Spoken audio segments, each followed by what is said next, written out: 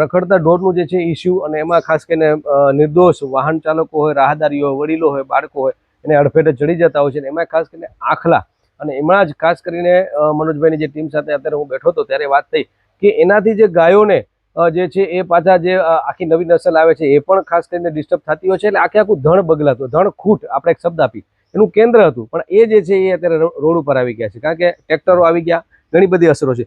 તો મનોજભાઈ એના માટે શું કરી શકાય? રખડતા ઢોરનો એક ઇસ્યુ અને એમાં નંદી અને આખલા સમસ્યાઓ ઘણી છે, પણ માત્ર વાતો કરશું તો નહીં થાય. પણ તમે તો પહેલ શરૂ કરી દીધી છે તમારી આખી સમગ્ર ટીમે, આના વિશે શું કરી શકાય?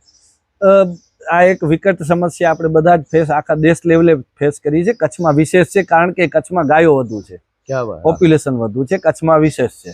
આપણે ગાયોનો મહિમા છેલ્લા થોડાક સમયથી 10-15 વર્ષમાં ગાયનો મહિમા સમજ્યા, એના દૂધની ગુણવત્તા, એના ગોબર ગૌમૂત્રની ગુણવત્તાનો પ્રચાર કર્યો તો ગૌવંશનું પાલન વધ્યું છે. હવે ગૌવંશનું પાલન વધ્યું એટલે નર ગૌવંશ જો સ્વાભાવિક છે એનું પણ ઉત્પાદન તો જનરેશનમાં આવવાનું જ છે. તો નંદી છે એ દિવસા દિવસ જેમ છે એનો ઉપયોગ કોઈ ન હોવાથી એ રોડ ઉપર આવતા ગયા, અને રોડ ઉપર છે એ આવા નંદી મહારાજનું જે વધારો થવાથી અને જોખમો જે પ્રકારના આપણે જોઈ રહ્યા છીએ કે કેટલાય અકસ્માતો પણ થાય છે, એમને પણ પશુને પણ નુકસાન થાય છે, માનવની જાનહાની પણ થાય છે. અને સાથે સાથે આપણને એક ધાર્મિક, જેને માતા તરીકે આખો પરિવારને પૂજનાર, આપણે ગૌ વંશને આપણે ધાર્મિકમાં અહમ સ્થાન છે એવા નંદી મહારાજ, જે શંકર મહારાજની પોઠિયા તરીકે આપણે હંમેશા પૂજતા આવ્યા છીએ, ઈ જયારે રોડ ઉપર ફરતા હોય ત્યારે આપણા બધા હિન્દુ સમાજ માટે એક પ્રશ્નાર્થ છે કે તમે ક્યાંક સમજવામાં ભૂલ કરી છે, તમે ક્યાંક ભટકી ગયા છો, એવો સીધો પ્રશ્ન ઉમાંથી આવે. તો એને લઈને આપણે જાગૃતિ કામ કરીને એના ઉપયોગ જે હતા પેલાના સમયમાં, એક તો એક નંદીનું ગૌવંશનું સંવર્ધન કરવાનું કામ એ નંદીથી થતું. એમાં ઉત્તમ ગુણવત્તાના જે નંદી હતા, જેનું માનું દૂધ ઉત્તમ હોય, એનો શરીરનો ઢાંચો ઉત્તમ હોય, એનો દેખાવ રૂપ ઉત્તમ હોય, એને આપણે નંદી તરીકે સિલેક્ટ કરતા. બાકીના જેની માનું દૂધ ઓછું હોય એવાને બધાને આપણે બળદ બનાવતા. અને બળદનો ખેતીની અંદર એક ઉપયોગ મોટામાં મોટો હતો, જે ધીમે ધીમે ટ્રેક્ટર આવવાથી ખતમ થવા માંડ્યો. બીજું છે કે એને ઉર્જા તરીકે આપણે ઘણી બધી જગ્યાએ ઉપયોગ કરતા હતા, એને ઘાણી ચલાવતા હતા, યંત્રો ચલાવતા હતા. આપણે પરિવહનમાં પણ એનો મોટો ઉપયોગ હતો. આજે ગામડાની અંદર ગામડાનું પરિવહન 100% બેલ ચાલિત યંત્રો ઉપરથી, વાહનો ઉપરથી ચાલતું હતું, બેલગાડીઓથી ચાલતું હતું.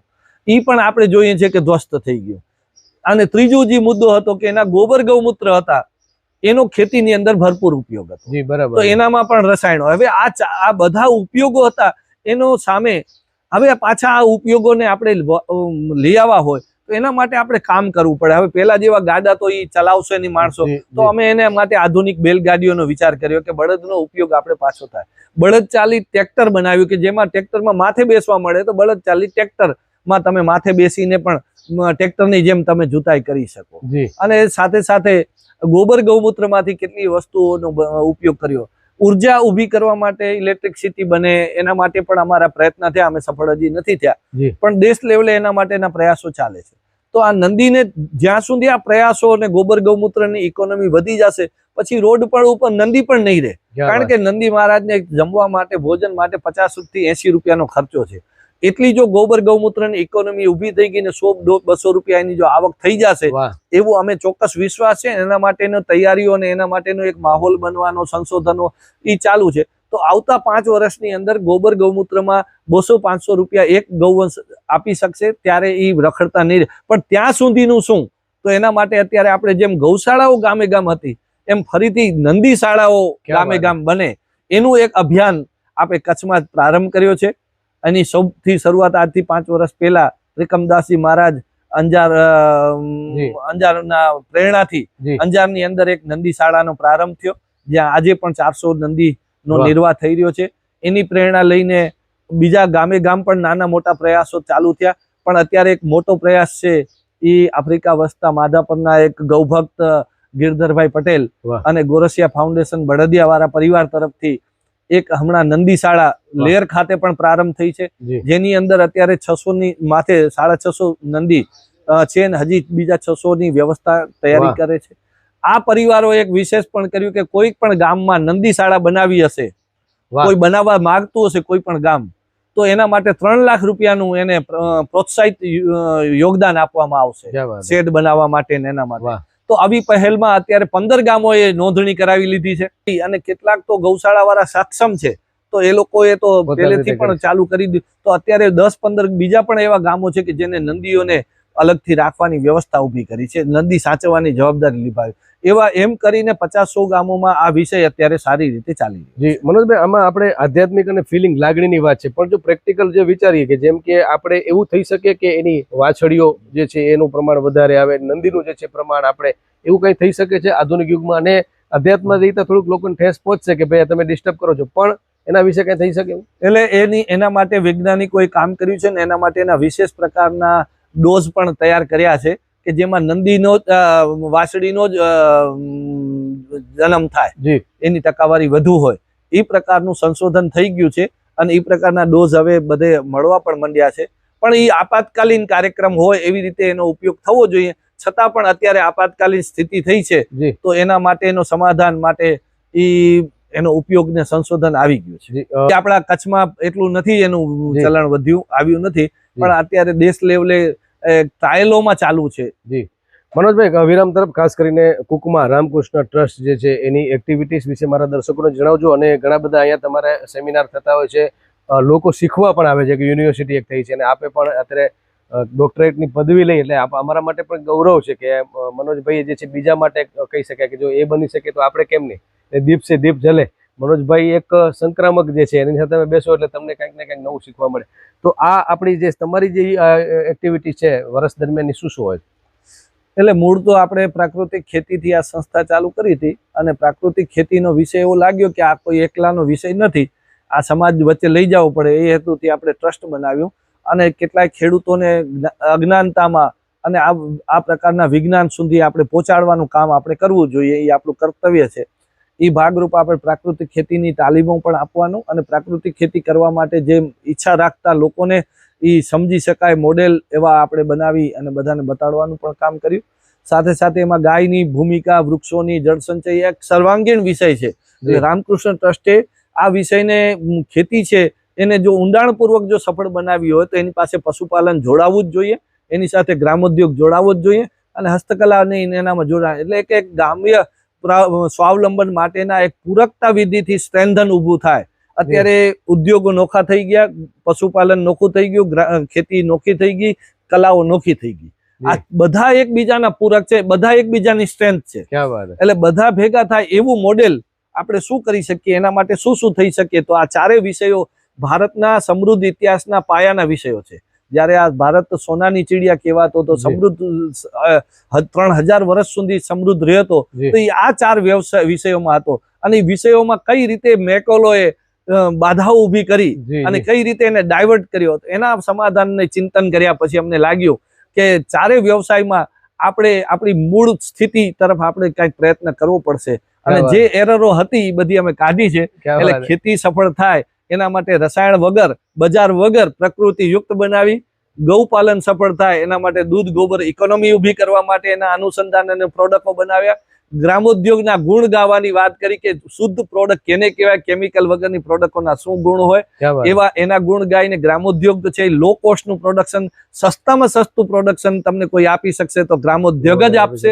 અને હસ્તકલાઓ કે જે વેસ્ટમાંથી બેસ્ટ બનાવે છે અને એક 64 પ્રકારની કલાઓ ભારતમાં વિદ્યમાન હતી, તો એને ટકાવવા માટે એના આધારે આપણે બધા પ્રકારની સમૃદ્ધિઓ અને બધા પ્રકારના આનંદની પ્રાપ્તિ કરી શકતા હતા. એવી બધી જ કલાઓને પાછી આપણે રિફોર્મ કરવી જોઈએ. એના કેટલાક નમૂનાઓ અમે અહીંયા પ્રયત્નરૂપ કર્યા. તો આ બધું સંકલન થઈને એક ગ્રામ સ્વાવલંબન ઊભું થયું. આ ટ્રસ્ટ 70 જણાનો સ્ટાફ છે. અત્યારે 70 જણાને આ 300 ગાયો, 50 એકરની ખેતી, આ બધું ભેગું થયું તો બધાનું સર્વાઈવ, બધાનું જીવનનો આધાર બન્યું. એનાથી ગાયનો પણ નિર્વાહ થયો, જમીનનો પણ નિર્વાહ થયો અને માનવનો પણ નિર્વાહ થયો અને સાથે સાથે વૃક્ષોનો પણ અહીંયા એટલું જ આપણે થયું. તો આ બધું પ્રકૃતિને આખી જોડી તો એક સ્ટ્રેન્થન પણ મળ્યું અને જીવન પણ મળ્યું. એટલે આપણે જે સુવિધા દ્રષ્ટિમાંથી આપણે જે ભટક્યા હતા અને જીવન દ્રષ્ટિ તરફ આવવું હતું, એ બધું મને આવા યોજનાબદ્ધ રીતે મેં નથી કર્યું, પણ હું જે મારો સમજણનો પ્રવાસ ગયો તો મને ત્યાં પ્રકૃતિ સાથે જોડ્યો અને એને આપણે લોકો તરફ લઈ જવું એ મારી પહેલી પ્રાયોરિટી છે. એટલે અહીંયા કોઈ પણ વ્યક્તિ આ બધા વિષયો સમજવા, શીખવા માંગતા હોય તેને બધી પ્રકારની અમારી તાલીમની ને નિઃશુલ્ક શીખવવાની વ્યવસ્થા ભોજન રહેવા શીખેની વ્યવસ્થા અમે ઊભી કરી છે ક્યાં વાત. અને હવે અમે ગુરુકુલ પણ ચાલુ કર્યું છે કે જી. નવી જનરેશનમાં બાળકોને વાહ. આ પ્રકૃતિ છે, ધાર્મિકતા છે, રાષ્ટ્રીયતા છે, સંબંધો છે, આરોગ્યતા છે, આવા જે બેઝિક માનવને જીવનમાં જરૂરી છે એવા વિષયો નું સાથે સાથે એ મુખ્ય ધારાના વિષયો પણ શીખી શકે. ક્યાં વાત. એટલે આપણે પરીક્ષા વગરનું, જી. ભાર વગરનું ભણતર અને કહેવાય ને કે નોન કન્વેન્શનલ, કે અત્યારે સામાન્ય શિક્ષણ નહીં પણ અસામાન્ય શિક્ષણનું ગુરુકુલ ક્યાં વાત. આપણે ઊભું થયું છે અને એમાં અત્યારે 50 વિદ્યાર્થીઓ લઈ રહ્યા છે. હવે અમે નેક્સ્ટ જઈએ છીએ જી. એ વોકેશનલ કોલેજ, જે યુવાઓને વાહ. સીધા જ ગામડાના યુવાઓને શહેર તરફ નહીં પણ ગામડાઓને યુવાઓ ગામડામાં રહીને સમૃદ્ધ બને ક્યાં એના બાત. માટે વોકેશનલ ડિપ્લોમા કોર્સ પણ અમે ચાલુ કરવા જઈ રહ્યા છીએ. એમાં એગ્રો પ્રોસેસિંગ છે, જી. નેચરલ ફાર્મિંગ છે, એવા અનેક પ્રકારના વિષયો, જે પશુપાલન છે, એવા આગામી સમયમાં બધી ગામડાને સમૃદ્ધ બનાવે, ગામડાના છોકરાને ગામડામાં રાખે, ગામડાને સમૃદ્ધ બનાવે, પ્રકૃતિની સાથે રાખીને સમૃદ્ધ બનાવે, જી. પ્રકૃતિના ભોગે નહીં, એવું આખી ભારતીય ચિંતનની રસ્તો જે છે એને આપણે ક્યાં પ્રસ્થાપિત બાત. કરવા યુવાનોને પણ રાખી અને હવે અમે ઈ પણ શિક્ષણ દિશાનું નવું મોડેલ વિચારી રહ્યા છીએ. આગામી બાત. સમયમાં અમે એમાં વાહ. પણ આગળ વધશું.